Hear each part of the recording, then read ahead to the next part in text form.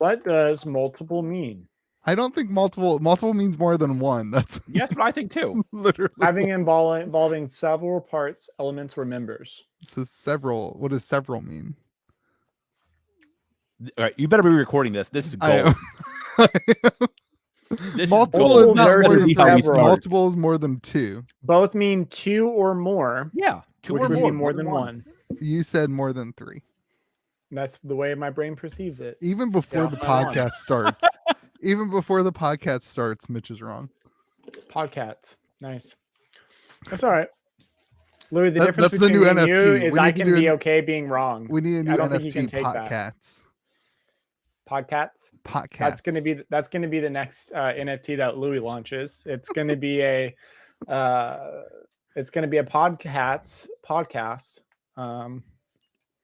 I can't find that Be a guy's billionaire comment. Okay, you guys ready for this? Monies.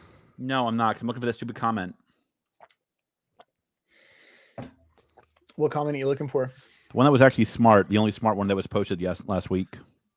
There was some really meaty comments last week. Meh. Yeah. A lot of spice.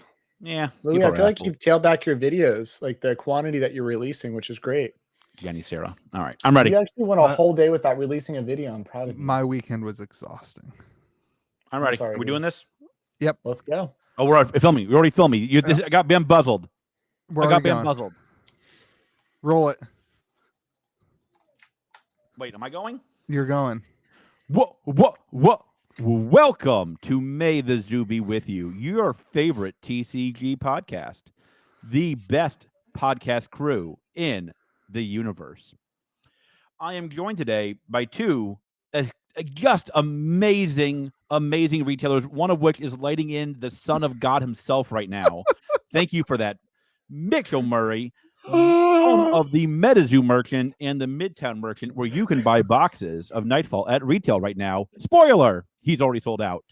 And joined by Louis, the head of Fable TCG. Nope. Good, Nope. close enough. That's Sean. Sean's the head of Whatever. KitchenTable. Oh, Sean takes me to play. Sean, get at me. We got to win nationals together, brother. Suck it, Phil. Coming for you. And he has already sold out his bundles. And my name is George. I am home of the single greatest, by far, LGS in the world. Compete sport. It's where now you in can the buy your world. Nightfall for retail on Friday, if I get it. And you can still get Tails at $100 a box if you're local.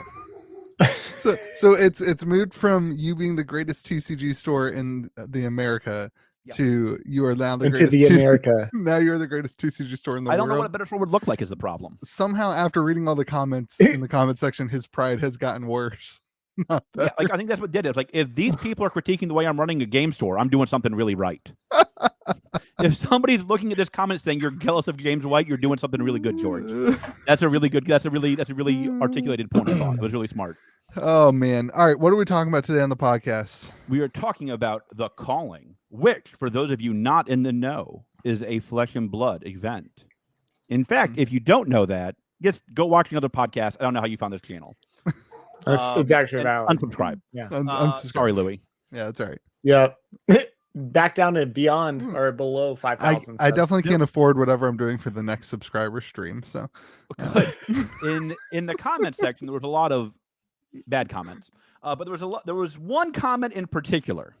Bad or spicy? The comment section was bad. It was good. You guys, I'm starting to learn that people. Maybe I'm just boring, but people either love or hate both of you guys, and nobody seems to mention me, which is great.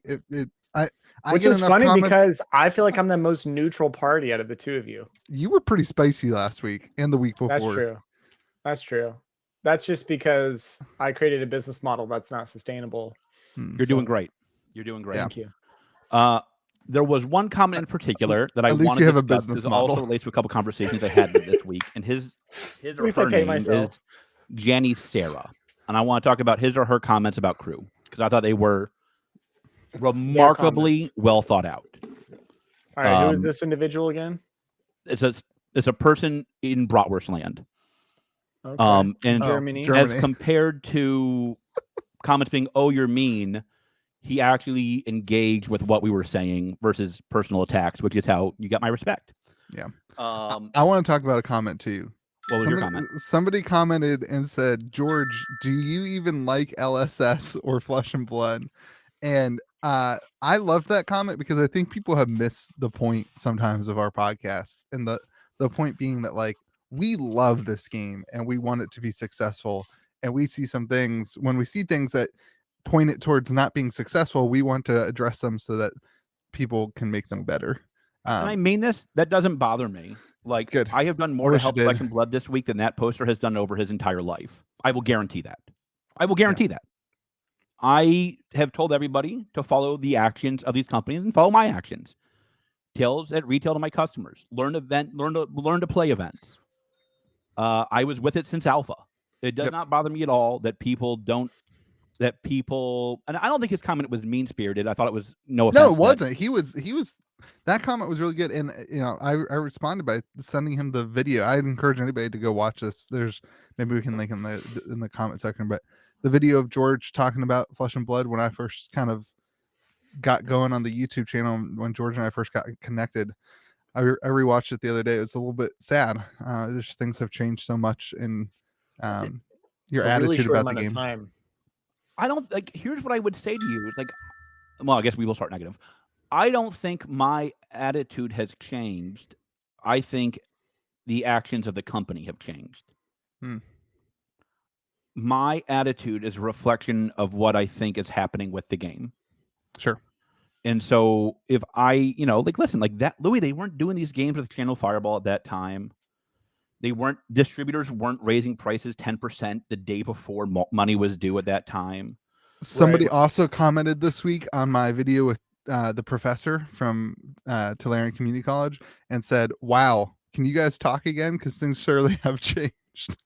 It actually is fascinating. Yeah. All right. So let's okay. That's great. Most of the comments were good. A couple of you were bozos. It was fun. The comment section. I just want to one more say, like, enjoy we love the comment section. So I don't care about the comment section. Except for Bert, who says I'm the goat every week. I see it. I love you. You're the man. Continue, Louis. You're the only comment I read every week. It's fun to hear people's feedback. That's the goal of this podcast is when we see things good or bad, we want to bring them up and we want to talk about them. And then we want you guys to share your opinions and we can tell you why you're wrong or right in the comment section. So, okay. All right. So the calling this week. Two things Dallas I want to talk about. hyphen Fort Worth. Very important that we don't leave out the Fort Worth. Yeah. Is it? Let's start off. Why is that important? No, hold on. This is actually important. It was actually in Fort Worth, not in Dallas, which I think is fascinating. I want to give one person here the biggest shout out that we've ever given on this podcast. Oh, by far, Bill from Reaper Games. Hey, what's up, is Bill? Not only the GOAT, the greatest card shop in the United States by far. Yeah, I will absolutely take my L to Bill. I will gladly say Bill runs a better store than me. And I mean this. Bill does not get the credit he deserves. Yeah. I am absolutely convinced if you take out Bill, Flesh and Blood does not have a United States presence. Yeah, Bill was the GOAT. He was here way early on. He was way before me, and I was early in Alpha. Yeah. Like he was before Team Covenant. Bill was it. Bill's the man. And Bill was at the calling. He was ordering pallets before you were ordering pallets. Yeah. Bill's the man. That's not true. That's probably not true. But that's okay. Like everything else you said was true. Bill's the man. Like, yeah. Shout out to Bill. I hope you had a good time at the calling. You deserve a ton of praise from the Flesh and Blood community. And it was right in his backyard. The calling was right in his backyard. Yep. I mean, kinda, but yeah. It's the same state. I mean, come on. How big can Texas be? Today. How big can Texas be? So two things. Big turnout. No one's gonna argue. You're gonna make the comment section complain about that. This is a stupid comment. I could drive from the top of Texas to the bottom of Texas, and I could have already made it to y'all's place by the time I got to the Texas. All right. Geography and COVID with Mitch. Next podcast. This podcast, we'll talk about the calling though. I mean, nobody got COVID from what I could see. It's been 2 days. Like, that's true. I thought you knew how this worked. I thought you were my doctor. Everyone's wearing masks. I appreciate that Channel Fireball mandated that because the governor of Texas doesn't. But go ahead. Better cut that out, boss. Why? We are not. I am not going to be part of a politics podcast. So he's like, I've already lived that life. I'm out. I'm not cutting that one out. That's not worthy. Done my time. I only cut out print run announcements. So I don't know what we're talking about. Big turnout. I just triggered George, so that's 600. why. Anyways, it was like between 500 and 600. 500 to 600 people. That's pretty good. That's great. That's what we expected, isn't it? Yeah. No, I expected less than that. Okay. I expected 500. If it was less than that, we had a problem. I thought 350 would be a good turnout. I'll be honest. So, it's not Vegas. It's not Orlando. But Texas has one of the largest followings for Flesh and Blood, and Texas, as I just stated, is massive. So, I mean, Austin has a huge community. San Antonio has a ton of players. Dallas has a ton of players because we already mentioned the GOAT. So it's just, that's not surprising. I'd be really curious how many of those people actually lived in Texas. I would say at least half, if not more. And shout out to the guy who won it all, who's also from Tejas. Yep. Fun fact: Texas is 2.5 times bigger than New Zealand. I just googled that. I was just curious.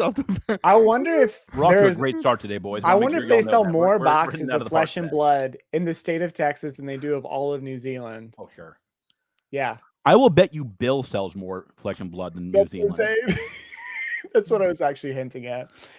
But so there was a positive turnout, good turnout. There's also 20 million more people in Texas than in New Zealand.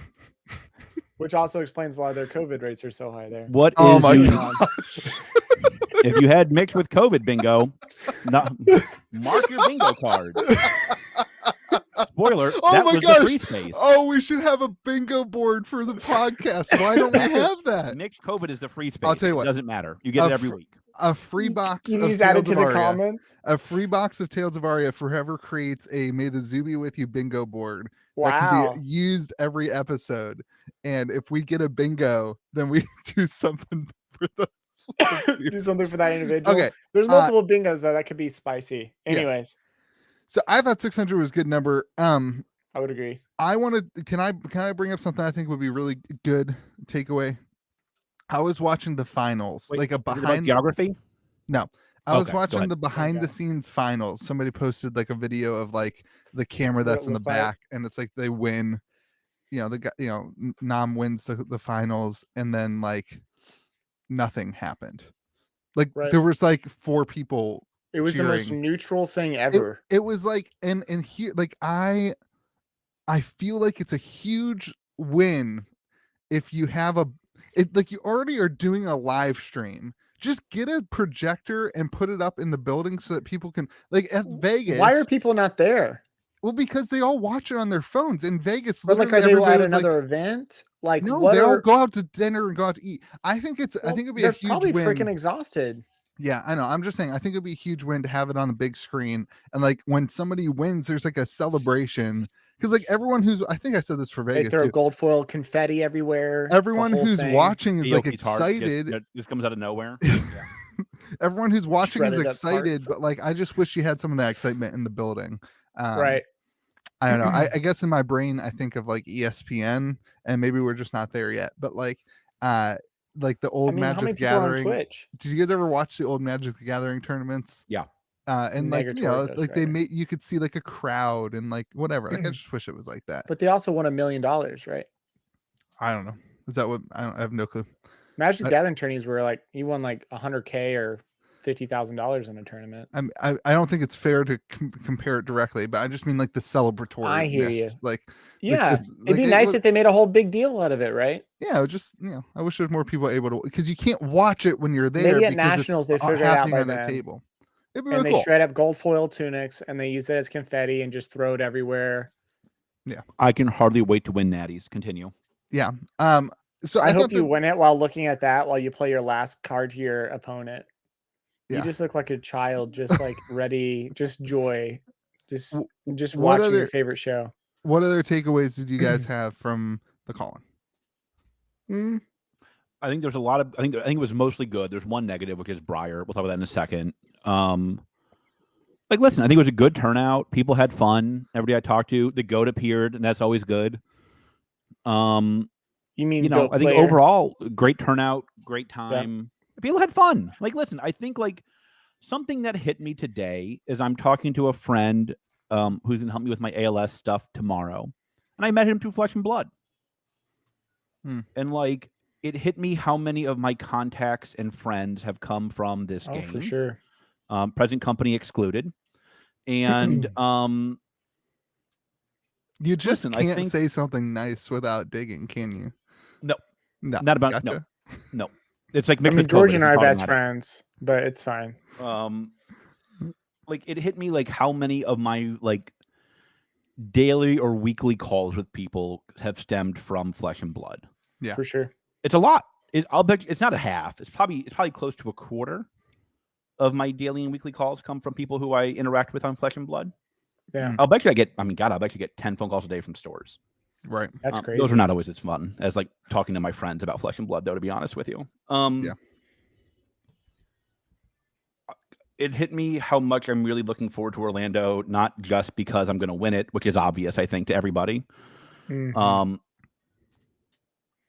But because I want to hang out with my friends who I have never met. Yeah. Yeah.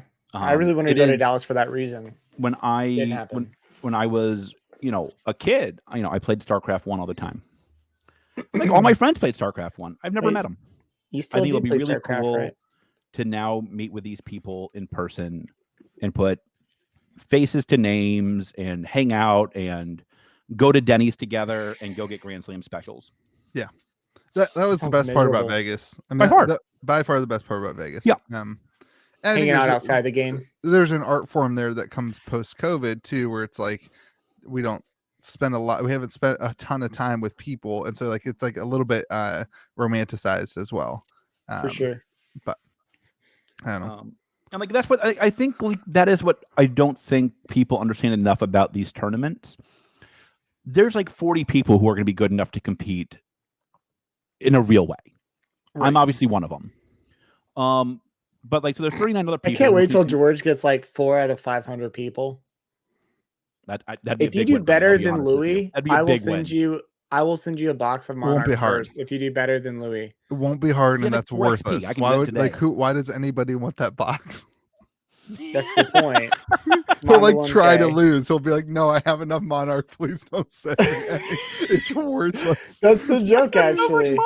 I don't need to build a new house. I don't need more bricks. I will be shocked if you do worse than Louis, but I will also not be shocked if you do worse than Louis because you have no idea what you're doing. Yeah. So, child, please. The guy who won the first calling played the game for like 15 minutes before the game started.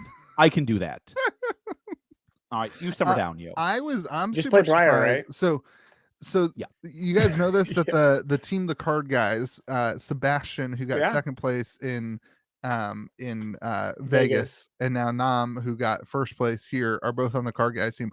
And these guys play like, this is what I'm learning is like these guys have been playing competitive TCGs for forever, and like. This is where I don't stand any chances. Like there's no like I don't know. Like it's just like a complete different world. Like it's amazing. And here is something I wish LSS would highlight more.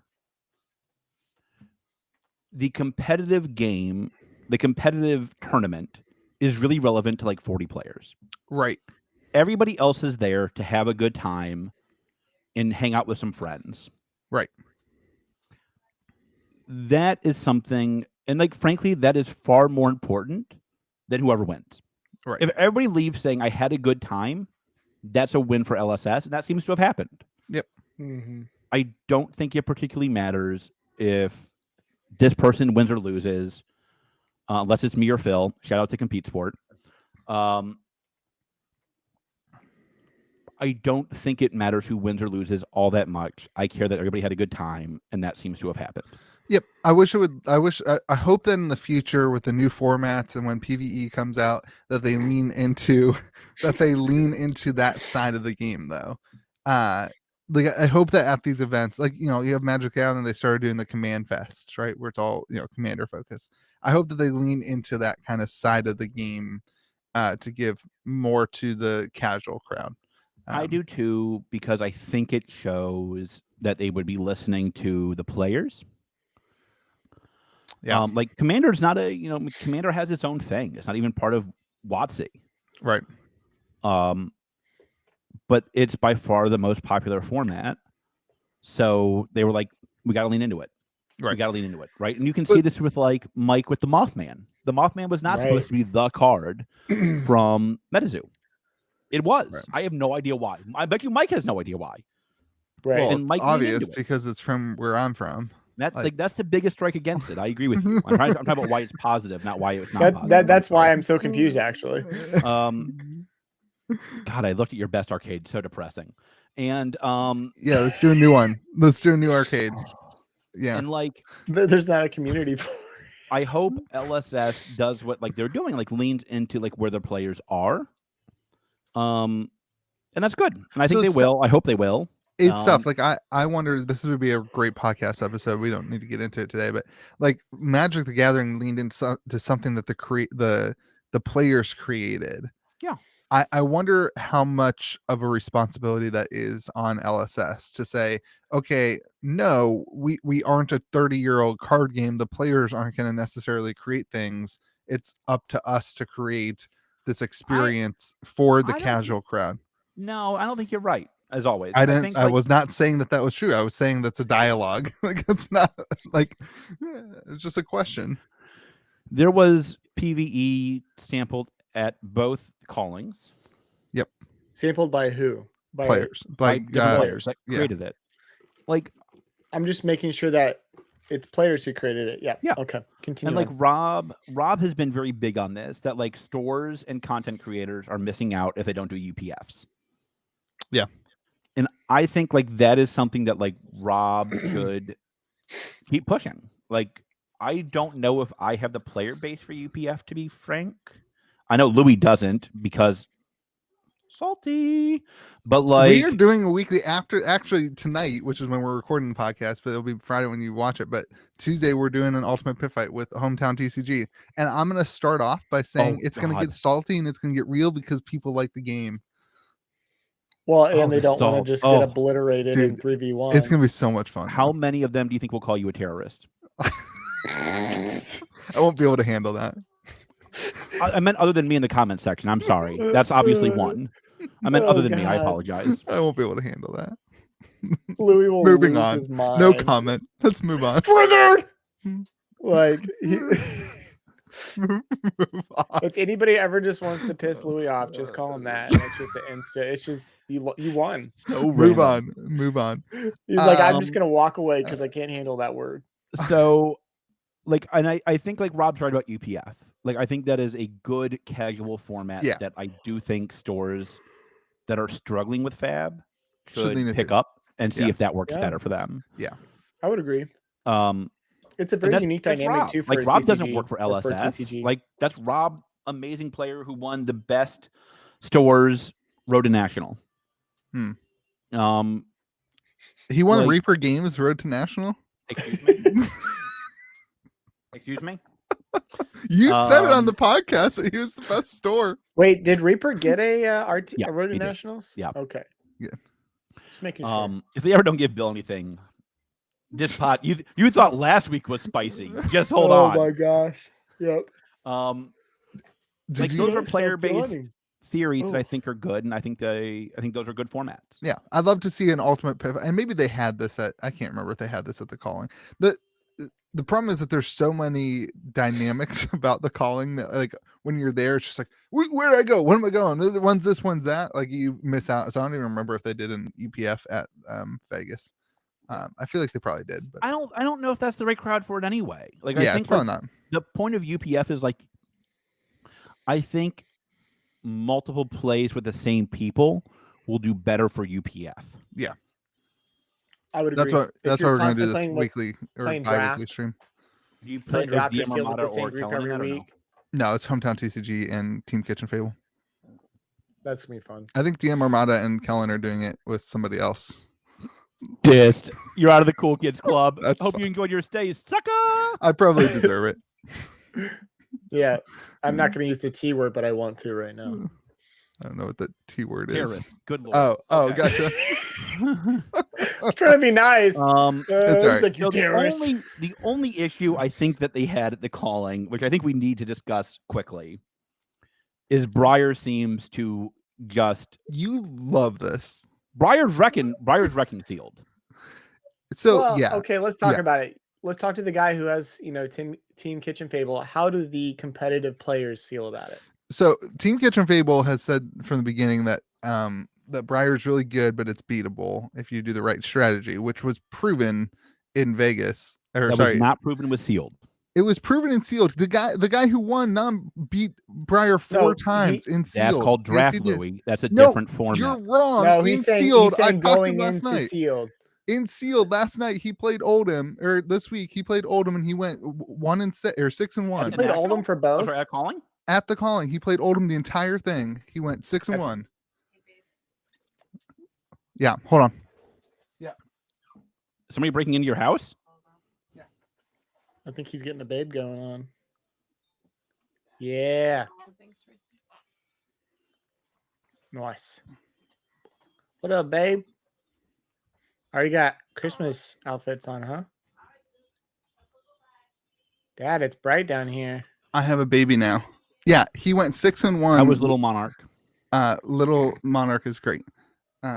This is Little Tail. No, this is Little. No, that's this Little is Little Monarch. This is Your Kingdoms. other child is Little Kingdoms. Little King. No, this is Little Kingdom. That's Kingdoms. The other one's Monarch. Yeah, you're wrong. You named my child. You're wrong. and you named got him it the other wrong. one. I You're named the your worst kid. godfather. I got it wrong. I named them. Anyway, he went 6-1. He lost his first round against Briar, but then he came He's back. getting and he his won. baby.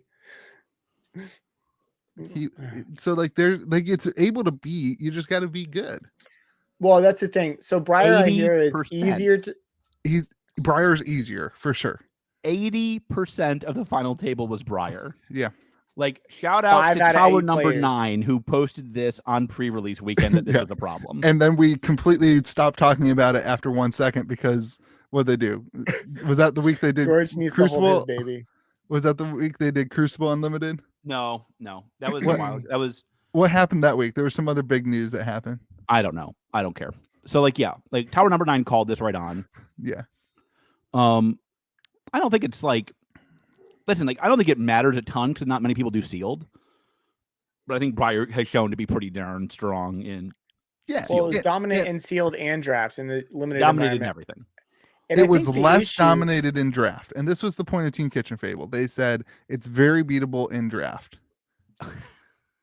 In 5 draft, out of 8. he was Out of 5 the out of top 8. 30 Pretty good. Was it Yeah, top 32 or top 64 that was draft? It went top 64 was draft and top 32 was the second draft, and then they drafted top 8. Oh, so they did a whole They did- sealed. the whole They sealed did and 3 sealed drafts. draft. Sealed draft. Dang. Yeah. And he did Oldham all That's 4 exhausting. pods. All 4 pods he played Oldham. And you just exhausted. You know, he did different than everybody else. He played 42 cards. He put all of his cards into the deck. And just made him work. Yeah, and everybody else was running 30 cards, so they run out. Then Briar runs out so of he cards. just Do you fatigues know him out him? of the Will he teach game. me how to win nationals? Yeah, it's the easiest deck in the world. You just sit back and you fatigue it out, and then you save one blue you pitch just- you and you frostbite swing with for your days. hammer. Okay, I can do that. So like it's That's what my you do point anyways, is like George. yes, Briar is OP, but like if you look at the top 2 tables, there was no Briar there. So obviously Briar is beatable. The finals was no Briar. It was Lexi versus Oldham. Okay, I agree with you. Chain also completely balanced. I'm with you. No, like Well, what we did see is in ProQuest, No, I'm with you, there Louis. was I'm no with you. Briar I'm with you. The whatsoever. only in thing we should ProQuest, judge is though. by who won. did I don't you know why guys they did see- anything with Chain. Speaking of Chain, did you guys see that Chain is doing pretty good in ProQuest? He didn't. No, he I wasn't was a actually- single one in top 8. I feel like we watched different. I feel like we watched completely different events. He did pretty good in ProQuest. He didn't get into the top 8. There It doesn't wasn't matter. one. They still won. The guys who were playing, they still went like 6-1 with him. Not one person in the top 8 Listen, was running this is Chain. right, but there's a lot of conversation in the Flesh and Blood community right now talking about the amount of rounds that were in the ProQuest wasn't enough. There were multiple people who went 6-1. I hope they further diminish Chain despite not getting in the top 8. That's my new goal. Well, I think what Louis is saying is for something that is supposed to be a ProQuest, a pro tier level event, that there's a lot of money This is involved. great, by the That way. it'd be No, because no. they went strength. they went strength of schedule on it, right? Right. And this is a conversation that has been happening, which is like, how many rounds should they have done? Because if that many people were 6-1, it's just based on the strength of your schedule. It's kind of like this is not our area of expertise, but my point here being that Chain still performed very well and just didn't get the right plays. So what George, what he's saying is Chain went 6-1, multiple players with 6-1 chain decks. How does that mean it's not right, good? and it's just their strength of schedule that prevented them from getting into the top 8. So how many players also, were 6-1? This is the greatest podcast. We just had a dog on the screen for 35 seconds, and do I need to grab something? No. I mean, what did you just ask me? Do we know how many people went 6-1 in ProQuest? I don't. I just saw they were talking about it in Team Kitchen Fable. I think there were like 3 or 4 chain players who went 6-1. It's crazy. So but still, but it is interesting that none of them made it in the top 8. Yeah. Also interesting, what Prism won ProQuest again. Yeah. So that's fascinating. Prism versus Bravo. Prism's is extremely versatile. We saw a lot of Bravo in ProQuest this weekend too. And the Bravo Prism matchup's really tough. Shout out to Juice who called that, by the way. My boy Juice called that Bravo. Was but it's like an instant win for Prism, isn't it? Going into Bravo. It's pretty good, yeah. Juice called it. He was like, Haziel. Shout out to Haziel, Team Kitchen Fable getting second place, baby.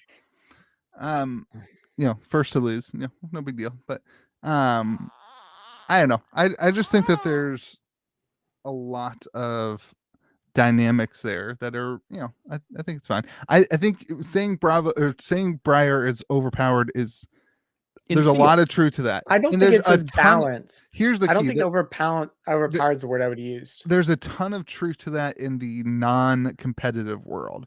Briar is a much, much easier hero to play. So at your local calling, right? That's a competitive event. We just had the calling, which is a competitive event in which he got 80% of the top, right? Right. That's true. So how much less how much more competitive do you want to be than the calling? I get it. I'm saying that she is beatable. It was proven. That's not the argument. That's not the argument. Is that no matter what Chain is beatable, but he was 50%. Happens, you're guaranteed victory. That's not my argument. The argument I'm saying is that clearly, if you look at the numbers, Briar is an issue in sealed. Right. So this goes to this question then. What should they play test for? Because obviously there were some issues in this set. They didn't play test some cards for constructed. It appears that the sealed is a little bit busted with Briar, but it appears that draft is much more balanced. You don't want to say that, but I feel like draft is the fine. challenge that we're facing is we've heard very specifically from a creator of the game that this is the best limited set they've come out with. And do we best draft set? Okay, he said limited. Draft. He said I thought it was limited. He said limited. I feel like we can go back and look at it. We can go back and watch the video. I think even if it's the best draft, do we feel like this is the best draft set? Can we say that? Oh God, I will say this. You all can at me all you want in your darn comments. You will never find me a better draftable set than a set called Welcome to Wraith of any game. I never want to hear nothing that has ever been released before or after has been close to the amazingness of the draft experience of Welcome to Wraith.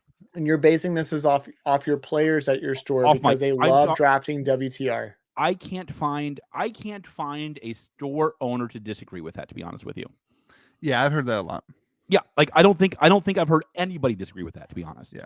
And I have a lot of requests. I have a lot of requests on the Discord server. Hey, can you send me a box? I want to play sealed. I want to play sealed WTR too. Welcome to Wraith. And I mean this is it's a magical set. No pun intended for magic. It showed everybody. I'll never forget when they got the first boxes of Alpha in. Back then we just called it Welcome to Wraith. It was this amazing experience when customers realized what a CCG could be. Yeah. Oh, that's the reason I got into my business.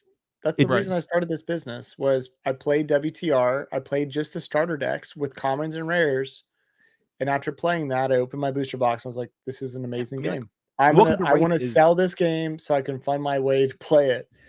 And that's how the Midtown Merchant started, was because of WTR. I didn't play Arcane Rising for I think 6 months after I started the business. And Arcane Rising is a pretty good sealed. It's a good set too. draft thing too. It's definitely tough to play. Like it's definitely tough Yeah. to learn. But after you've Yep. learned the mechanics, it's a great set. So I don't know. I just think I think that this comes back to when you look at other games, what Magic's done is they've separated out the collector's box with the draft box. Yep. And so like I think this comes back to LSS. If you're just gonna do one box, then I think we have to ask the question of like, can it do everything? What do we want them to do with it? Like if they focused everything on draft and now all of a sudden they have cards that get banned because of classic constructed, then that's a question. Like what do we want them to focus on? I really, really like the idea of saying, hey, our focus in this game is X, and this is what we're gonna go with. But then I think all the competitive stuff needs to just be X. Like this is where I thought we were with classic constructed, and then I guess I learned over the last 6 months or so that like their focus is very heavily towards draft, and like specifically with this set. Yeah, it just makes it hard. Like I don't know. There's just well, in nationals is both. It's both CC and draft, right? Well, you're seeing the repercussions of this in the collectible side of the game. If you look at Tales of Aria, they limited it to 3 heroes because they thought that was really, really good for draft. And I think that's true. I think it works really, really well for draft. It's really cool because you can draft different combinations, you can do different things, but the result of that, of only having 3 colors essentially in a box, only having 3 classes, is that the price of the singles can't keep up because there's not as many heroes that need them. Yeah. Does that make sense? So it then affects the rest of the gameplay allocation of the box. Yeah. Yeah. So it's just weird. Like it's just different. It's interesting. But it's like, what's the ideal for a box of cards? You know what I mean? Like it's a really good question. But I don't know. I think you bring up an interesting point, and I think that's kind of what George doesn't agree. Well, no, I don't think a box can do all 3 well. Well, George, okay. Wait, what? Are you saying that one single box, one single set can do sealed? Have you played Welcome to Wraith, constructed, and blitz all well? Have you played Welcome to Wraith? Well, but no, George, there's issues with Welcome to Wraith too. So like one of the issues you brought this up is the legendaries. If you're drafting, hold on, let me finish, boo boo. Hold on, boo boo. Let me finish. If you're drafting a set from a box and there's 2 legendaries in the set, now all of a sudden one person's going to get 2 of the 4 people playing the sealed box are going to get legendaries and the other 2 aren't. And that is what happens in draft. Like there's nothing LSS can do about that. All I'm saying is I don't think you can do all 3 well consistently. Wait, no, but I don't think that's true. Like I think Welcome to Wraith does all 3 well. That's one set out of how many, George? Well, saying that it can't be done and me providing an example of how consistently it is done cannot be done. I don't think I'm that you saying actually consistently, believe that. set after set, you're telling me that one single box should be able to do all 3 completely separate things. They have all different outcomes and objectives. You can't. It's counterintuitive. It's also not lining up with other things that you've said, George. You've said in the past that the box isn't set up good because you don't get enough legendaries.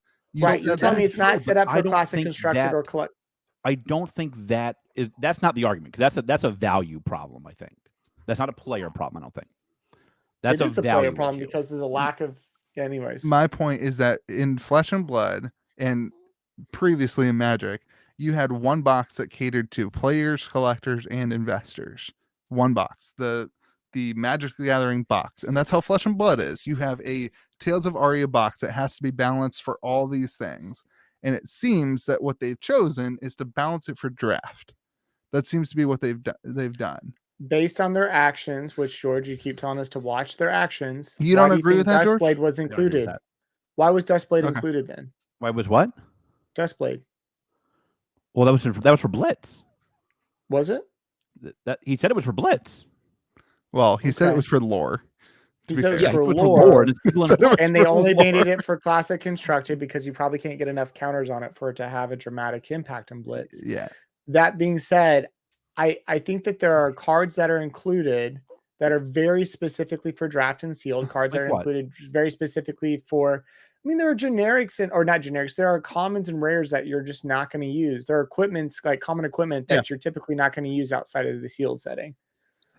And like So, this is way more or the true for limited Tales of setting. Aria than it is for Welcome to Wraith. Yes. Welcome to Wraith, you had common equipment that's used in classic constructed decks. Tales of Aria, you don't have any of that. I mean, I don't know what class. Right. I don't. You can't. That's my argument. My maybe in argument is that it Blitz. can be done. Not that they did it with Tails. My argument is they've shown they can do it. With what? George, they've done it 1 out Welcome of 5 to Wraith. sets. Okay. One out of 5 sets does not mean that they can do it. But Mick, if the argument is it's impossible, and I show you I'm a not set saying that it's has not done possible. I said it's not possible to do it consistently, set after set after set, continue with the same release schedule. Why not? They're doing 2 sets a year release schedule. They're doing 2 sets a year. Magic doesn't do 2 sets this week. I mean, like they're doing George, 2 sets a year. Based on the current outcomes of the most recent Tales, do you think they could do more than 2 sets a year? So this comes back. Based on how Tales is performing right now, could they do more than 2 sets? That's not the argument. The argument, what I'm arguing is, I don't think that they can, as an organization of their size, of their creative team who's creating this game, because it's not just James White, it's an entire team of individuals that are playtesting and building this game. Based off of Tales, you are making an argument that this might have been playtested well for draft, and maybe that's just it. My argument is not that this set playtested well. Listen, Boo Boo. It didn't. I'm saying that they can do a set with all 3, and they've proven they can, and I hope they go back to that. Okay. I'm saying that I think that was the first set, and I think that... And Arcane's the same way. So, George, they will not go back to that. I don't like... Listen to me. That was not the discussion. The discussion was, can they? They can't because they've gone to the talents. Well, they've gone to the talents for 2 boxes. No, they've said that this is the future. They said that this is the future of Flesh and Blood. Yeah, I don't see them getting rid of the talents 2 boxes in. I don't like. I think the talents will make that harder. Yeah. But, like I do think it's possible. And like, listen, let's have the open discussion. I guess this will be the comment everybody says, "Oh, you're so negative on." So screw you guys in advance. Listen to the first hour of the podcast. Tales has some issues.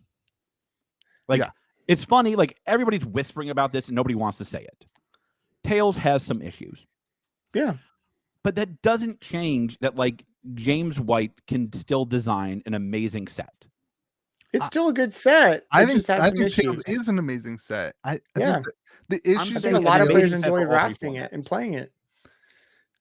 I think one of the issues with one of the things I'm seeing with Flesh and Blood is we took the reaction of WTR and the Crucible and Arcane in the market, and I think they applied that to Monarch and Tales, and the demand is just not going to be there for the new sets, in my opinion, because of the way that the talents work. You're just not going to see everyone. If there's 200,000 players, not enough of the 200,000 players want to play the 3 heroes that have that talent, because they want to. That's actually what we were talking about, George. They want to stick back to the thing. So it just makes us different. It makes the number, I think it changes the number of boxes that people want if people aren't drafting. And this comes back to, if the focus is on draft for the whole game, if this is a drafting game and that's the main format, then that's one thing. And that's what I'm wondering, is that where we're heading? Where like, this is the goal, is to create a draftable game. And the classic constructed, the blitz, the ultimate pit fight are all this kind of secondary option to play. And I think that that's a direction that they could go. Or maybe a set is more oriented towards one specific playing route. We've heard in conversations about Chain that they were expecting or trying to line Chain up to be an impactful hero within the meta. So they are developing characters that have an influence. They did that. Yeah, they did, didn't they? So, but it is interesting. Like, and again, I've never created a game in my life. I've never play tested. So like, I don't have any experience in this. Just looking at pure data, I think we're just seeing, and I ask players this who are very actively playing the game at a competitive level, do you feel Tales is balanced? And they're like, it just doesn't feel like they play tested it enough. It's a great set. I enjoy playing this set, but the fact that Briar showed up that much to a competitive event and there were that many individuals playing Briar, if you're watching the initial live stream, it was Briar versus Briar, multiple streams in a row. And what's interesting is Las Vegas was the same way, but with Chain. They're like, can we get a non-mirror match, please? Like, was what they were reaching out to, like, at Channel Fireball and Twitch. So I think we've heard that. So we've seen a ban before release. We've seen a dominant figure or hero from the set showing up at a competitive event and performing well. So yes, Louis, they made other choices, but still made it to the top 8 of a draft. I will retrace my statement that Briar is not busted and sealed.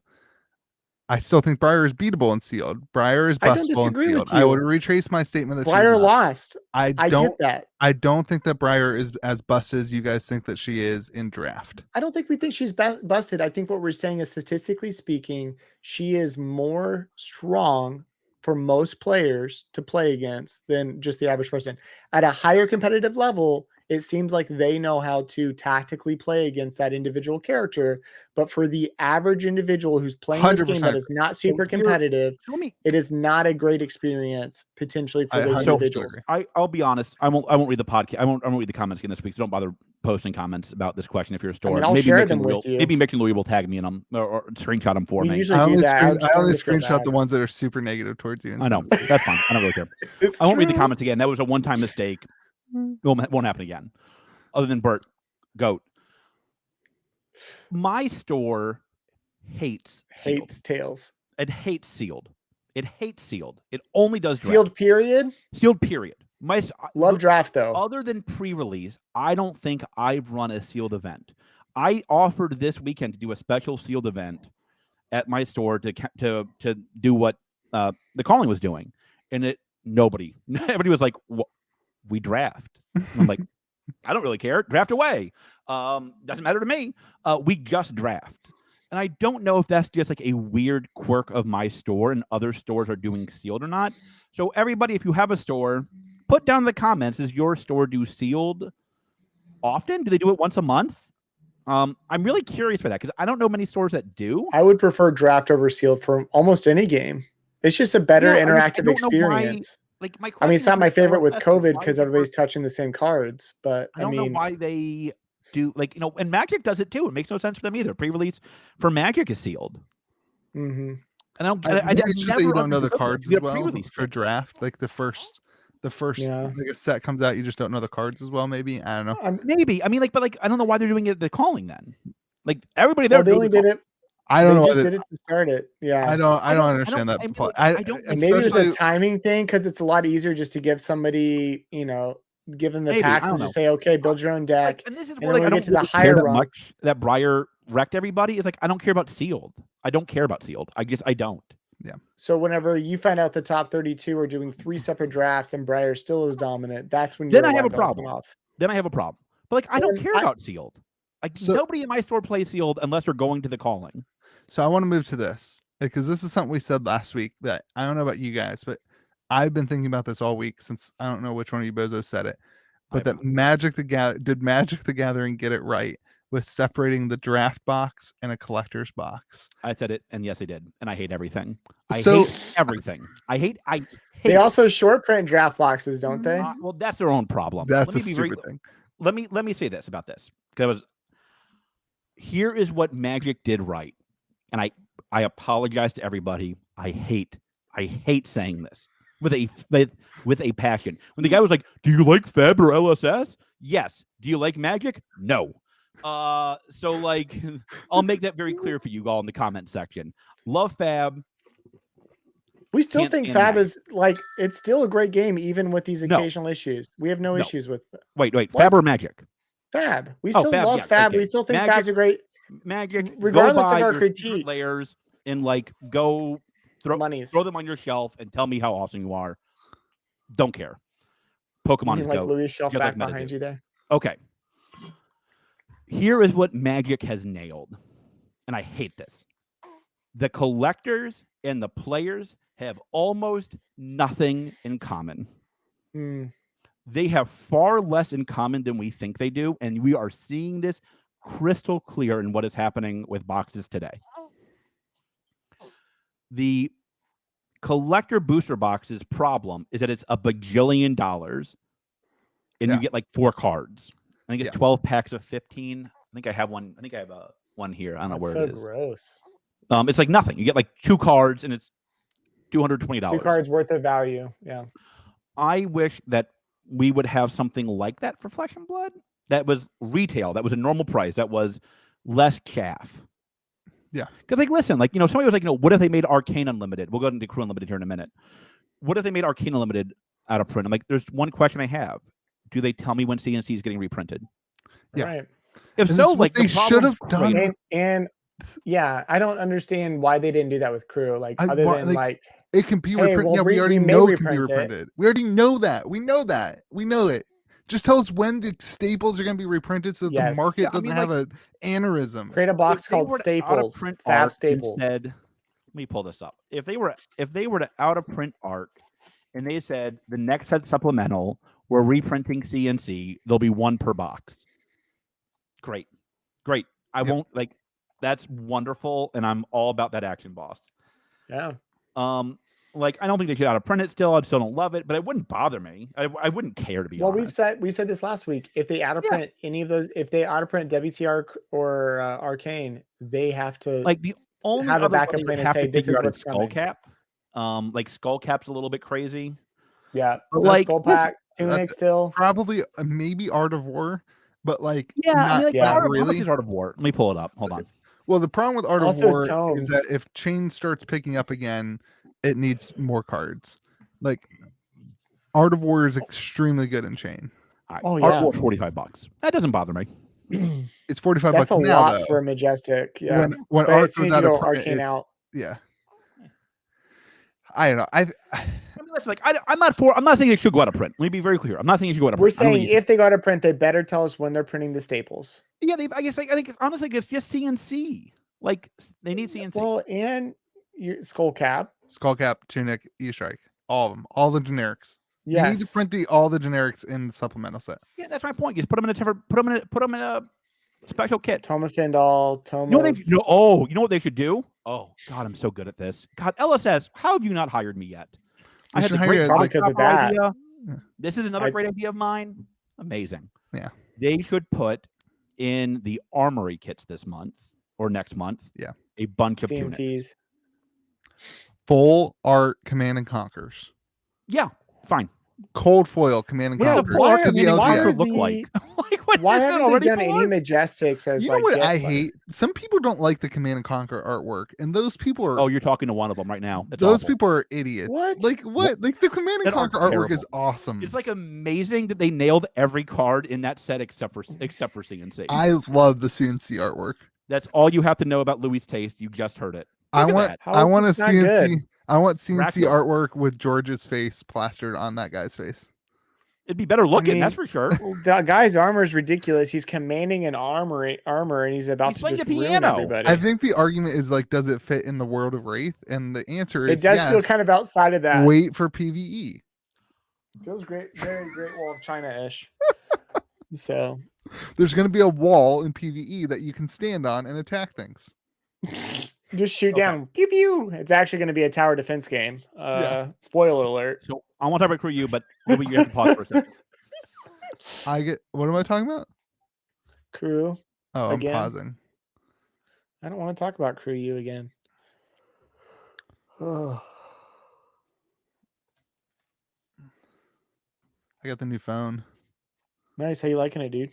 I've had it for less than 24 hours. So the 13, right? Yeah. 13 Pro Max. Oof. It's like about the size of my face. Yeah. You got bigger hands than me. That thing would swallow my body. Yeah. You and George are substantially larger than me. Yeah. So. That's true. I'm a big both fatty. In height. I'm a big No, fatty. it's more a height thing. Like what? You're like what, 6'2"? Yeah. All right. What do you think about nostalgics? You keep talking about it. I haven't looked into it. This guy has a Patreon and he's making I do know about that. $36,000 a month. I'm ready. Already? Yeah. All right. So we're talking about Crew U. George just got back from his pee break. No, I got a long-term contract. There's going to be more Compete Sports coming to a city near you in the next 5 years. Oh, you're coming to Charleston? He's actually making already in 40K a Charleston. year right now, Louis, or 40K a month right now. All right. Ready? We're going to talk about Crew U now. What did you want to talk about? I will give a shout out again to Janny Sarah, who by far left the best comment, other than George is the GOAT, which is the obvious best comment. Here was his argument, and I will say this lines up with a meeting I had this week. I want to lay out his argument as I understood it about why Crew U was the right set to go out of print. First state, I don't agree with him, but I think it was a good argument. Okay. He is in the land of Bratwurst, and he's near the land of the Eiffel Tower, and I don't know what Spain He's has. in Germany. Empanadas. He's in Germany. Just say he's in Germany so people can move on with their life. So his argument was stores in Europe were struggling with unlimited. Which is the They opposite weren't- of what you said when you said that the store's going to get Crucible. Maybe you should listen instead of talking for once. Unlimited contains more boxes than just Crucible, Louis. There's these other sets called Welcome to Wraith and Arcane. There's also a set called Monarch, the best set, Mondo 1K. Shout out to Wall Street. And he's saying that Europe is having problems moving all the boxes of Unlimited. That's everywhere, actually. That's not just Europe.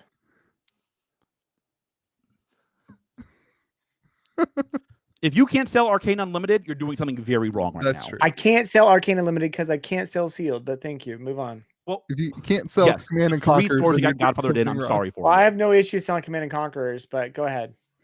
Go ahead, George. Lord, call me home. So the Crucible Unlimited is the set that would light the biggest fire under customers' derrieres because it is short printed. Right. And and he was worried that stores in Europe were going to stop carrying Fab because they had problems selling Unlimited. And goes, now they are selling Unlimited. So they were just selling what? Tails first? They didn't. They weren't first? selling a lot. Whatever first edition set they would sell, and then they would never So buy. the issue is that we don't have Unlimited. enough players in Europe. Yes, that's the issue. So here's where I will. I thought it was a good argument. I still think it's a good argument. I still disagree with it, but I think it was a good argument. And let me tell you somebody who somewhat confirmed this. One of my local competitors, he still has a gem store, but he is now only went to special order for Fab. He doesn't do events anymore. You know, he'll order first edition. He'll put it on eBay, but he doesn't do Fab anymore. Okay. And me and him did lunch. I paid. And he something to say? And he tell a lot about a person by how they say how their lunch went. We went to lunch. I paid. Yeah, I mean, I would pay for lunch. I think that's bull. George, if you ever come to Tulsa, I'm I'll gonna cover buy your you the lunch. best lunch in the universe.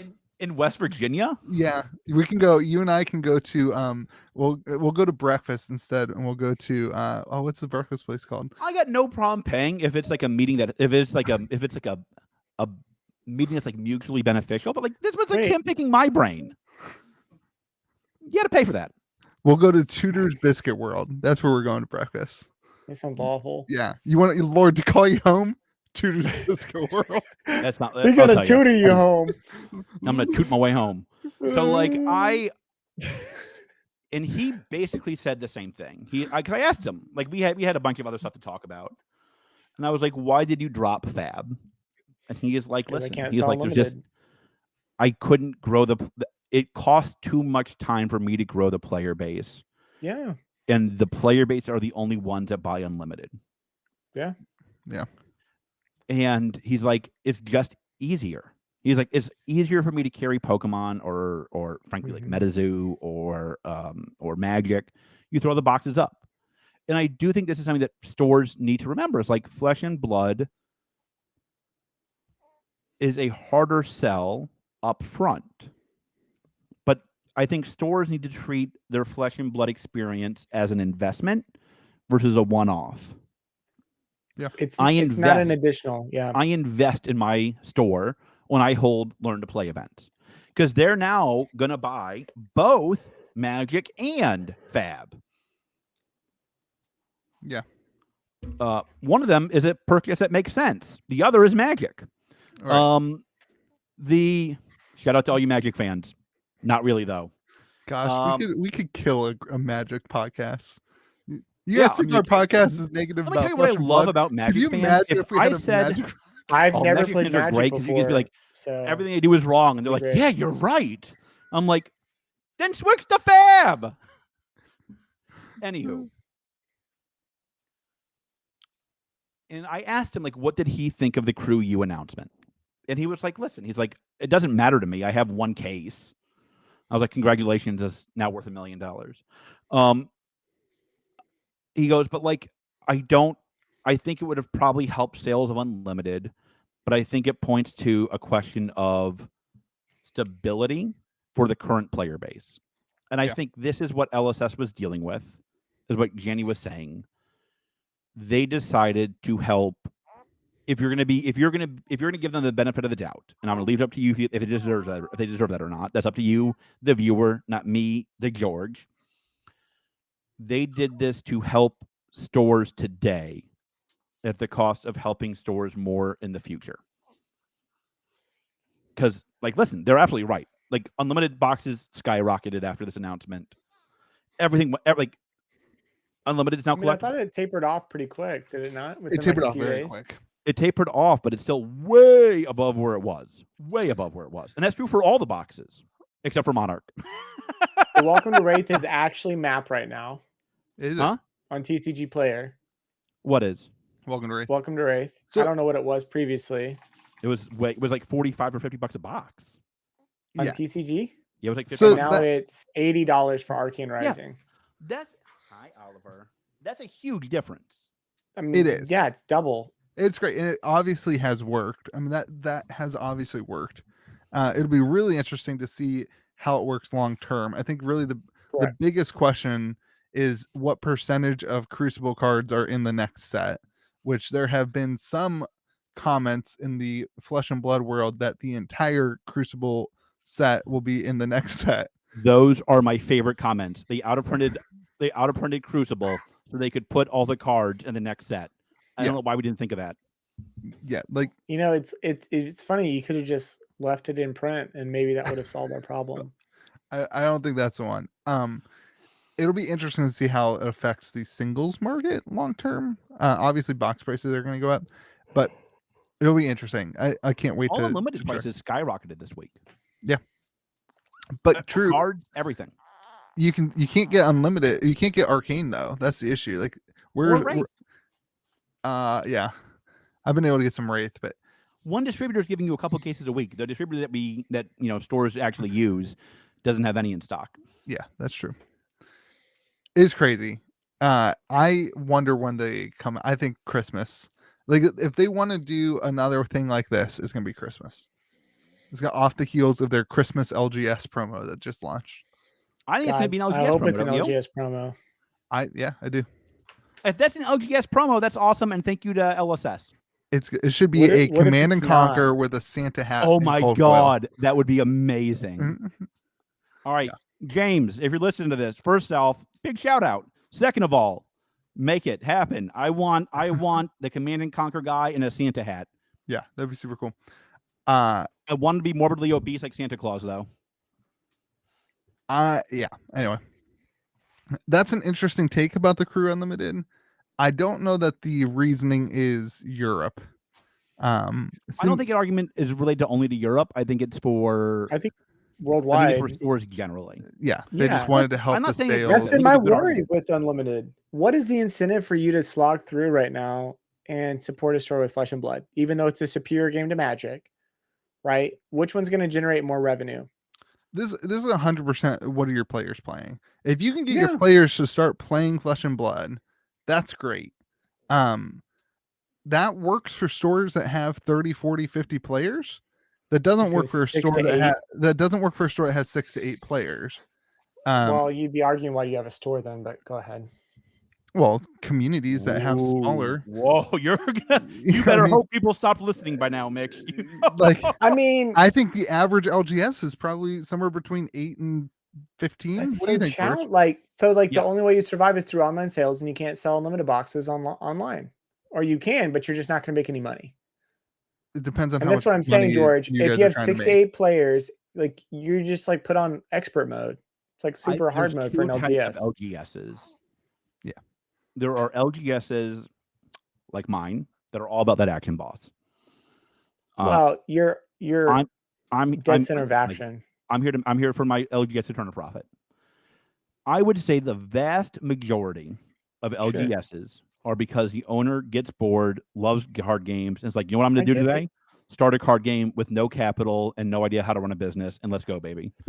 So the And, card like- shop that I play at before I started my LGS, the card shop that I go to here, the guy has felt a like that. full-time job. He works, and then Right. he comes home from work, and then he And- goes to the LGS, and there's 2 guys that run the shop while he's at work that do it for free and don't make any money, and they just love being there, and they don't make a profit, they just pay their bills. And like I think that's kind of what I'm saying though, is like that's a challenge. the problem is, who are you catering to? If you're catering to that store, this was, I don't know. I just don't know. I don't know. I don't know this one. I don't have an opinion on this anymore. Listen, I don't think I agree with him, but I think it was a really good argument. Yeah. By far the best argument I've heard. I By think far the best argument I've heard. the thing that matters to me the most. Goodbye, beautiful. Hello, beautiful. The thing that matters to me the most is the ability for players to get cards that they need. Because if it's too expensive to play the game, that's a thing that we hear all the time with Flesh and Blood.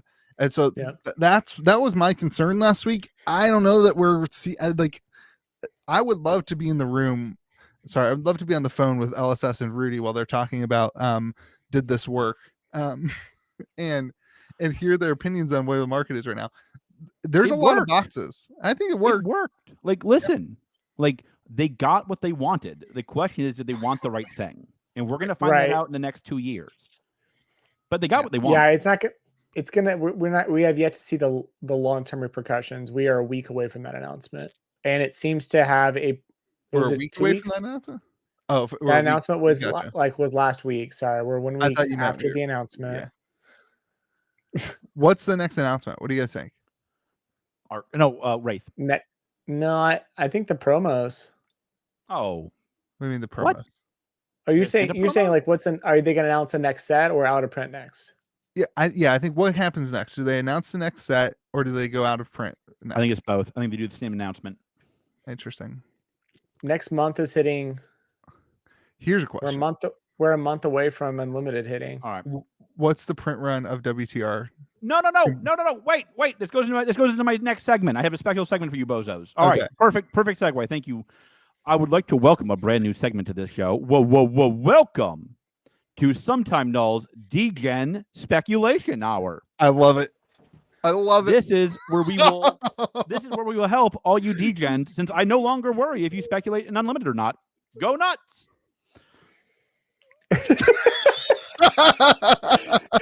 Louis has a I problem. know how much it still makes me cranky, and I'm mad at myself for it making me cranky. Louis just showed like what 10, 12, 20 cokes of commotions. Shout out to Lauren. Nice, Lauren. Listen, Lauren shipped me this card. I was like, why did you ship this? She shipped me a $8 Cokes of Commotion and approximately $15 worth of packaging. I said, why did you do that? She said, well, I knew it was going to you. I wanted to make sure it got there safe. So shout out to Cards and Coffee on TCG Love Play. Lauren. Cokes of Commotion. All right. Listen, when PvE okay, so here's the DGen speculation. You guys have ruined the segment already. How many boxes PvE of Crucible Unlimited? Oh, God, one more time. How many boxes of Crucible Unlimited do you think were printed? Wait, I thought this was what card are we specking on hour? Well, it's DGen hour, so it's about specking in Unlimited. Yeah, these are all unlimited Cokes. I understand that. I understand you bought out the players' cards. I'm very proud of you. And sometimes no. This card is not played in any current format. And why'd you buy them all?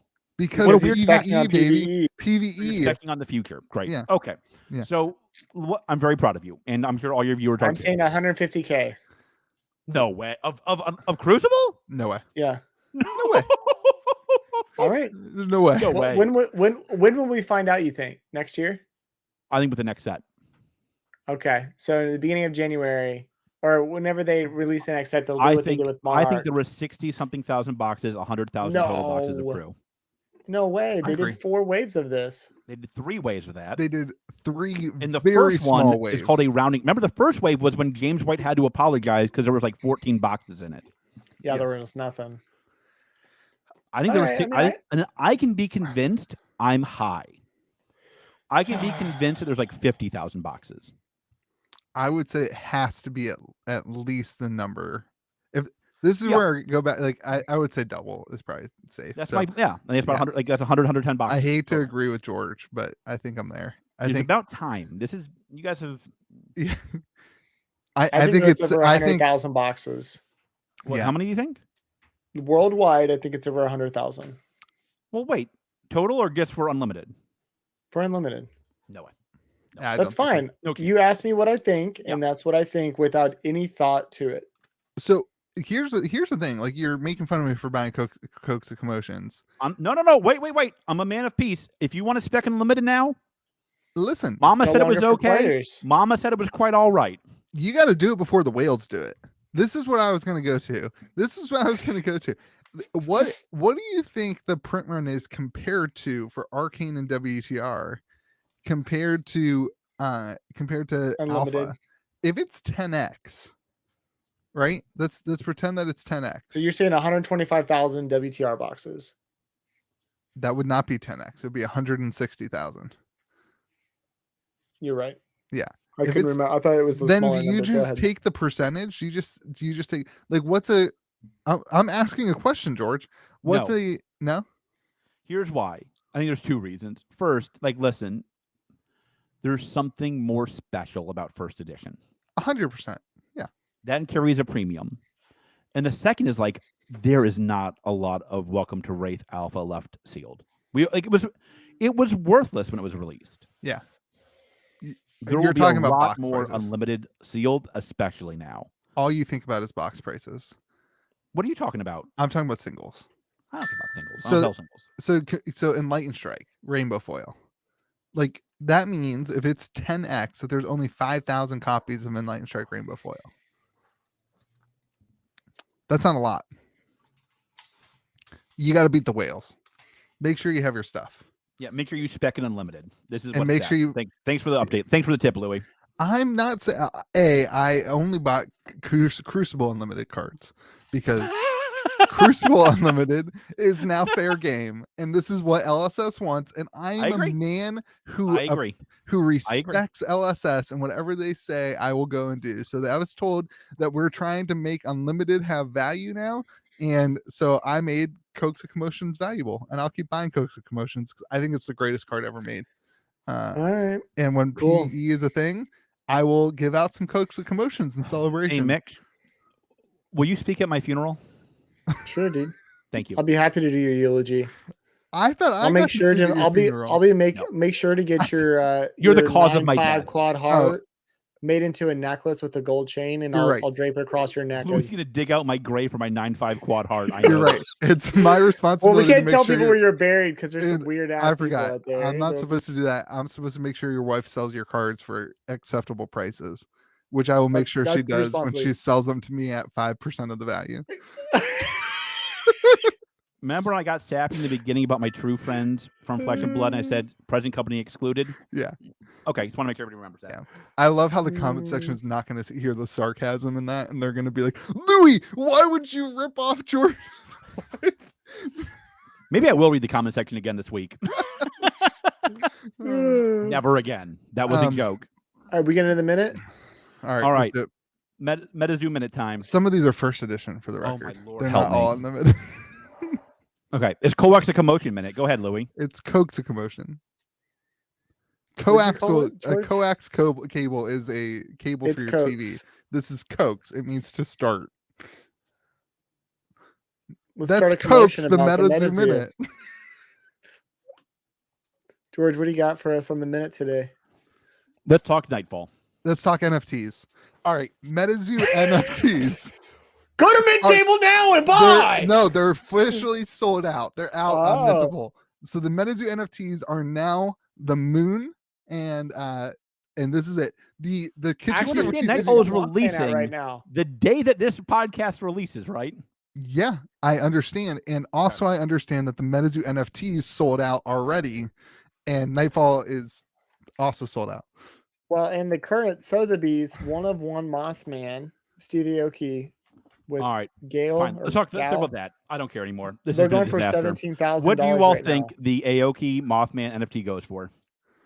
What did I say in our comment? I said 100. I think you said 250. I think I said 250. I said 250. Yeah. I'm gonna go 250,000. I don't know how fast these Sotheby's auctions start. It's 8 days. Yeah, it seems like early. I'm gonna change mine to 180,000. I'm going 150. It's crazy. I believe in you, Aoki. Help me out on this one, buddy. Mike, talk to Aoki and get him to bid this up. You know, George, you've been wanting a 1-of-1 thing. Yeah, why don't you go bid on it? This is a 1-of-1. They will never make another one of these. Yeah, there's only one Mothman they can make. So one of your hearts. To store an NFT or where to put it. All right. If the winner wants to trade it for one of my hearts, DM me. I got you, fam. All right, let's talk about Nightfall, because the comments going to be way more. The comment section is not going to like us talking about NFTs. This is why I haven't really talked about NFTs why? on my channel. That's people don't like NFTs. You've talked about. I haven't talked about NFTs. That is all I've heard this entire week is Louis' NFTs. Not in my videos. If you want to talk about specking, Louis is specking hard on NFTs. Look, he said it's going to have usable in the, it's going to be a big part of Metazoo. He did not say that. Yes, he did. He literally said it. He said NFTs are going to be a big part of Metazoo. He didn't say these NFTs. He just says NFTs. Listen, I've got. I hope he does a separate sentence like these are the real ones. I've got the. He is doing a separate one, George. It's on Sotheby's. It's not on Mid-Table. That's the one he's talking about. Listen. The Discord server, the Metazoo side of our Discord server, is going to all of them are all in on NFTs. I bet you our Discord server. I would never this might be my favorite Louis conversation. It is like crack of dawn early, and Louis is like, "Are you by your computer?" And I'm like, "No, yes, I'm pouring my cup of coffee." And he's like, "Go to your computer right now." He's like, "Go to mintable.com. It's gonna take a minute, but I'm gonna walk you through how to buy these NFTs." I bought a bunch of them. I have no idea what I have, by the way. No clue. Somebody's like, "How many do you have?" I'm like, somewhere between like 30 and 40, I think. I don't know. Ooh, you have a lot. I didn't think you had that. You have a lot, George. Did you even know what you were doing? I was hoping I had. He's like, "What's gas?" I was hoping we switched every time George talks about his Flesh and Blood collection, it's like 20 times more than mine. Like the numbers line up exactly. It's like 20 times more. You did this to yourself. I was hoping, I should have just not told him at all about the NFTs. Gosh, you get it, Mitch. You really know how to screw over your friends. I wish I was more like you. Present company only excluded on the top left now. Continue. All right, let's talk about Nightfall. I have a non-all box. Go ahead. All right, so Nightfall. So I want to. So let me cover two topics here. First, there's some issues with customs. It looks like some stuff is going to be delayed. This is not shocking to anybody who's been alive the last 6 months who has a business. Logistics is an utter nightmare. Same thing happened with Monarch. It was delayed a week. It looks like some of this stuff might be delayed about a week. It happens. It's not a big deal, to me at least. I want to give Mike a big shout out here. He has once again said, if I catch you LGSs selling for above retail, you get your butt whooping. Well, he actually said today explicitly, this is on Tuesday. Yep. I wanted to personally thank those stores that are selling at MSRP. You're welcome. We are taking note and we'll be passing this wonderful information along to our distributors to help them determine future allocations. And like, here's what I find fascinating. So like Mike had to dip on us this week because of the logistics issues, which I think was fine. He'll do it another week, I'm sure. We love you, Mike. Yep.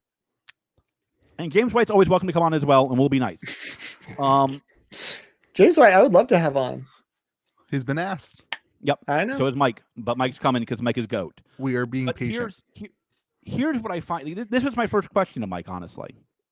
Well, I had two. I had two important questions for him. Three, actually. First question.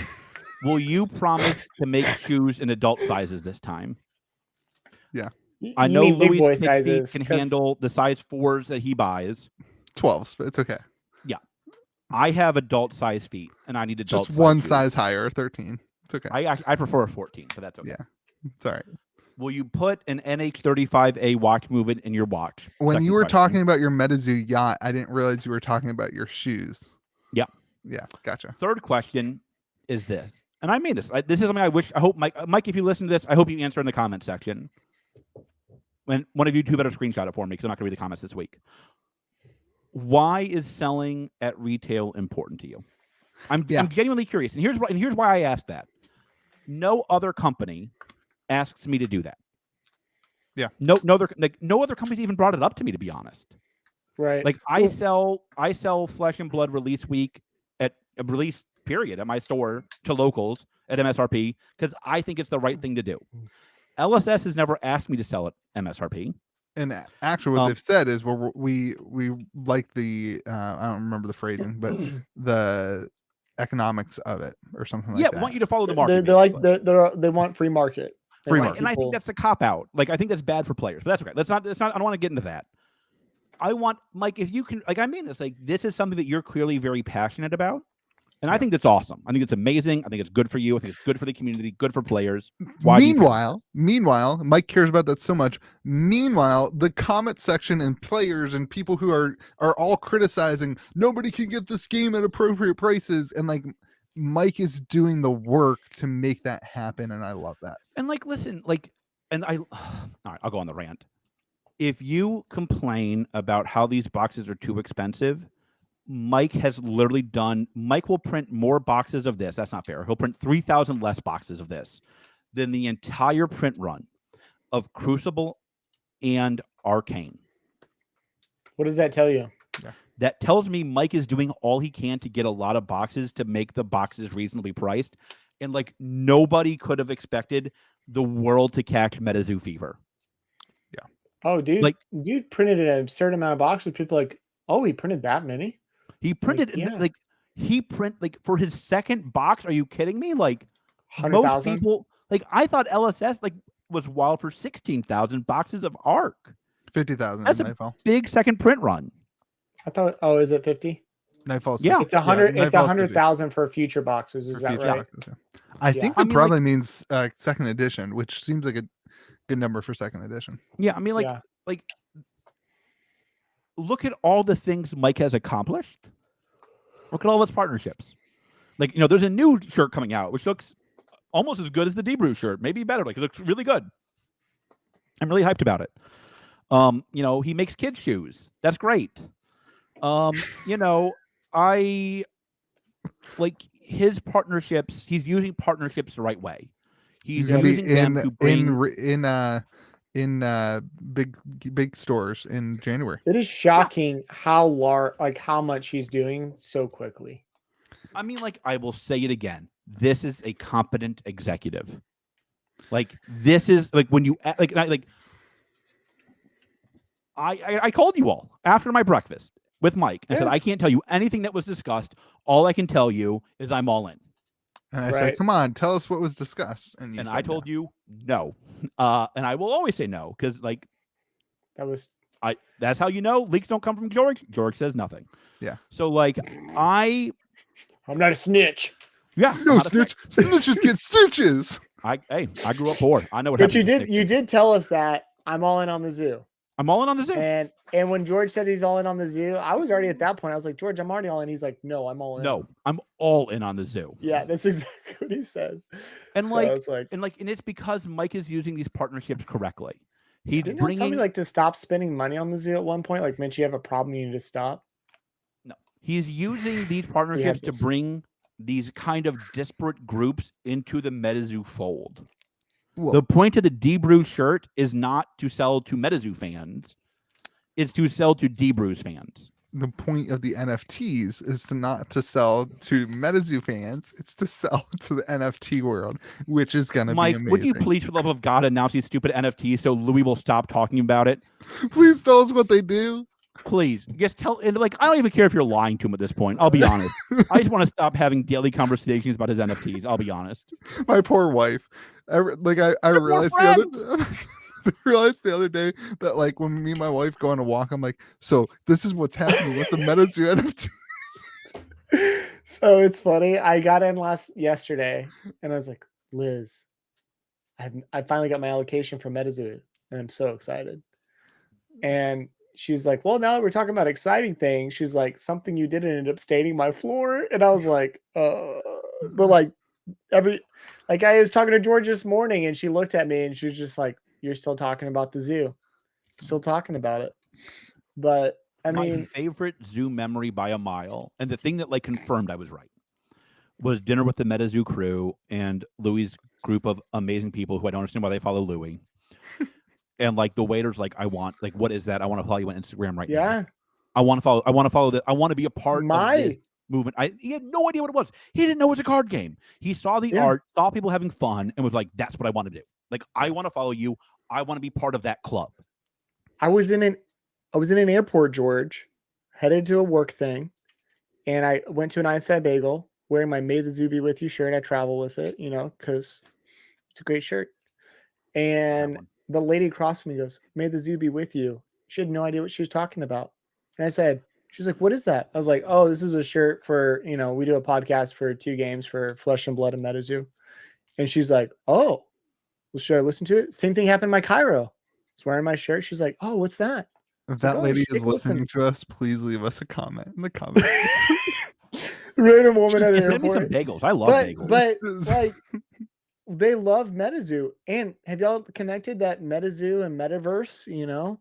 Facebook announced that they're hiring 10,000 employees to build the Metaverse, in Europe this year. George, do you know what the Metaverse is? I don't know what you're.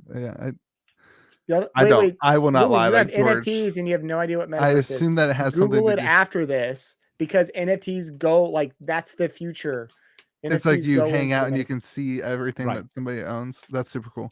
I mean, have you seen Ready Player One? Yes, I have. Metaverse. Yeah, gotcha. Metaverse. Yeah, come continue.